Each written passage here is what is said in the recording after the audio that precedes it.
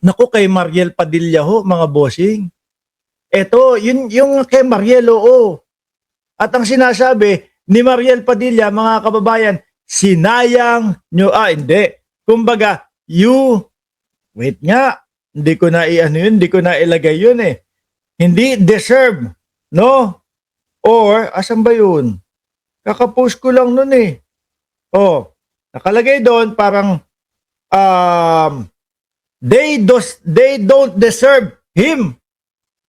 Yun ang ano ni Mariel Padilla, mga kababayan. Ang tanong, deserve po ba natin ang isang Robin Padilla, mga bossing? Ma'am Neng Gigi, hindi ko napanood yung interview ni Mariel. Ang tanong, deserve po ba natin ang isang Robin Padilla, mga kababayan? Naku po ha. Kawawa na nga po ang ating bansa tapos maggagaganyan pa ho sila, mga bossing.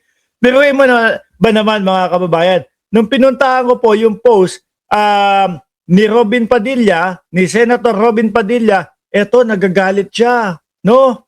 At ang tinawag niya, tinawag niya na mga nanggugulo o kayong mga nanggugulo sa China, ang pro-China, ano? Sandali, putragis na yan, nahilo ko Ulitin ko kayong naghahanap ng gulo sa China, ang pro-China. Naghahanap ng gulo sa China, ang pro-China.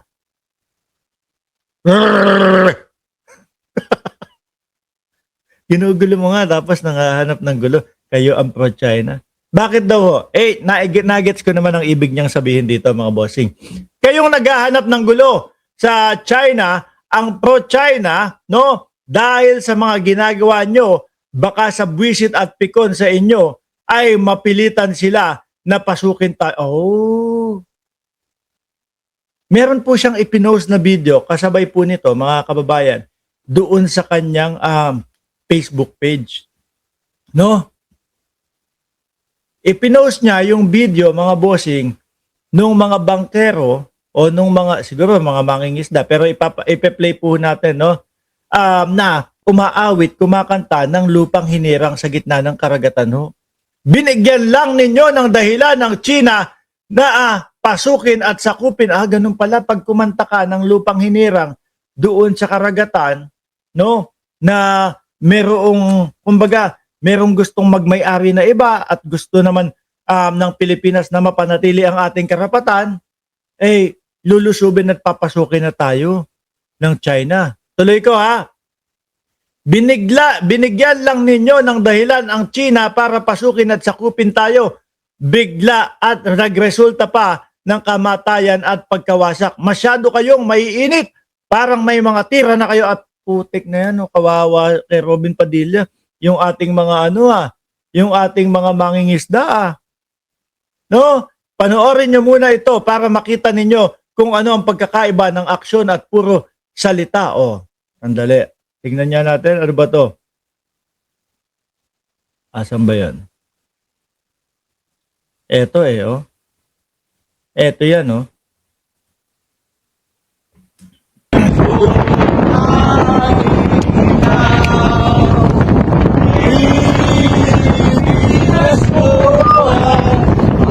Siya pala yun. Si Robin Padilla pala yun, mga kababayan. Kasi, ngayon medyo naliwanagan na ako. Yung post ni Robin Padilla, mga bossing, ay para sa atin yun na nasa social media. Kumbaga tayo, puro salita lang ho, mga kababayan. Puro salita na, ayaw namin ng mga ginagawa ng China. Ayaw namin ng mga ginagawa. Tapos siya yung pumupunta doon sa West Philippine Sea. Tapos para kumanta ng lupang hinirang.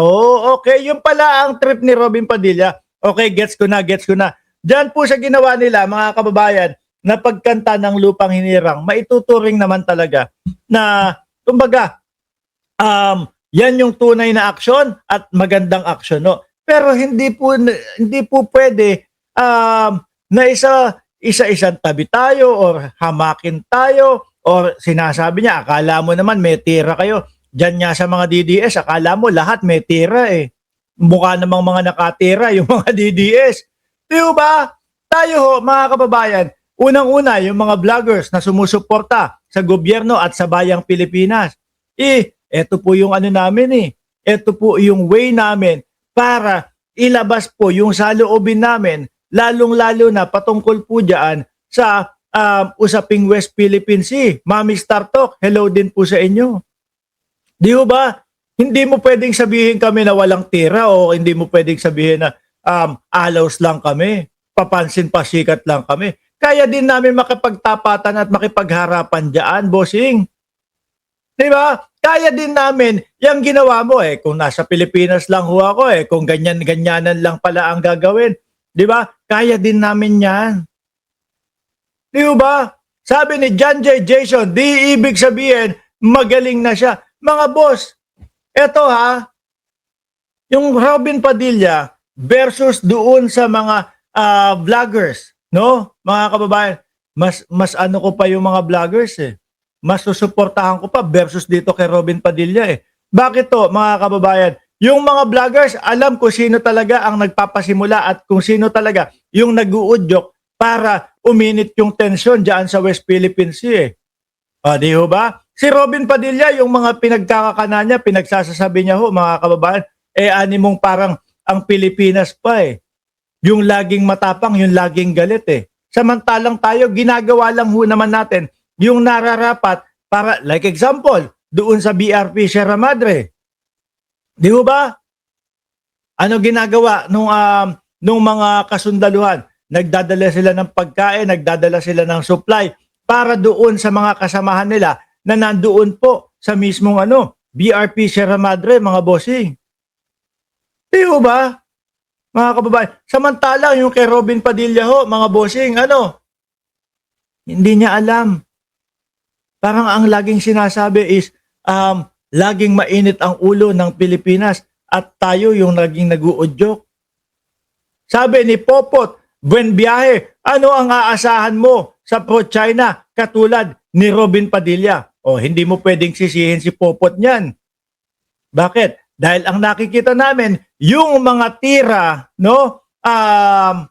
Yung mga tira mo, wala naman at hindi naman, boss, hindi naman makatotohanan. Kumbaga nga sa fake news, nagpapalaganap ka nun. Di ba? Mali po ba ako kung sasabihin ko na ang isang Robin Padilla ay nagpapalaganap ng fake news? Kung ang nakikita po natin, mga kababayan, ay ang lagi niyang sinasabi na ang Pilipinas ay laging galit at para bang Pilipinas lagi ang nag-uudyok na magkaroon ng tension lalo dyan sa West Philippine Sea. Masyado, sobra at bully, no? Ang China sa ating mga Pilipino at sa Pilipinas, mga kababayan. Sabi ni Erlinda Almada, hey, hay naku, pakitang tao lang ni Robin Padilla yan.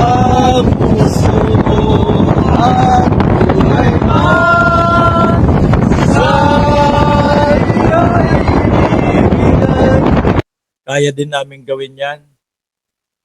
Pag nauwi kami ng Pilipinas, kaming mga nakatira sa ibang bansa. Di ho ba, mga kababayan?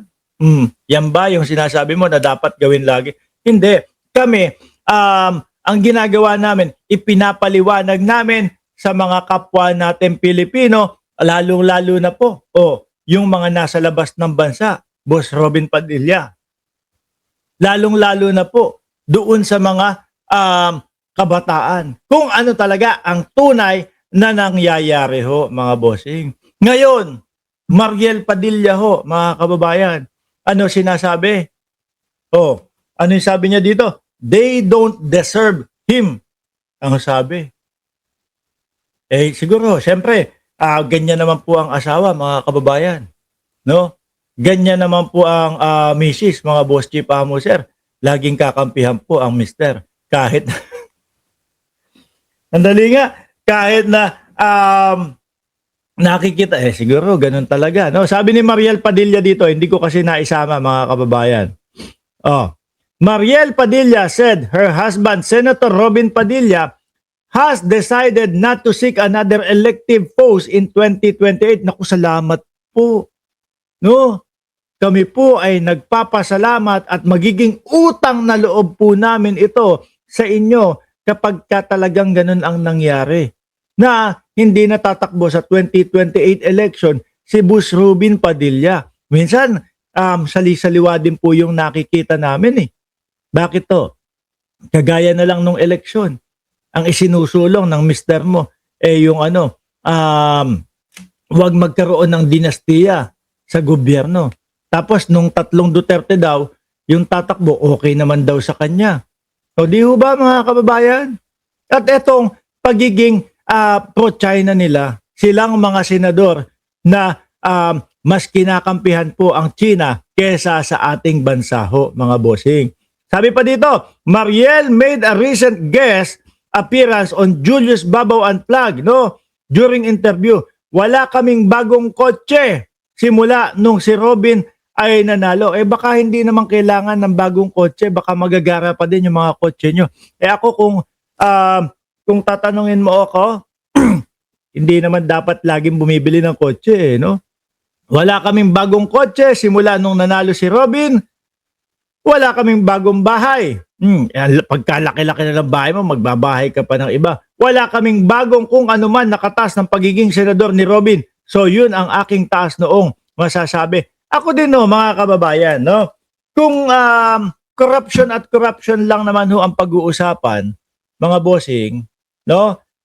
Pinakahuli na maiisip kong gagawa sa mga senador at sa mga congressman, pinakahuli kong maiisip na gagawa ay si Robin Padilla ho, mga kababayan. Pero hindi ho doon nasusukat yun eh. No, hindi po natatapos doon yun, mga kababayan eh. Ano po? Yung kung meron bang alam, kung alam niya ba yung ginagawa, kung nakakatulong po ba sa Senado, yun ang big factor ho doon, mga bossing.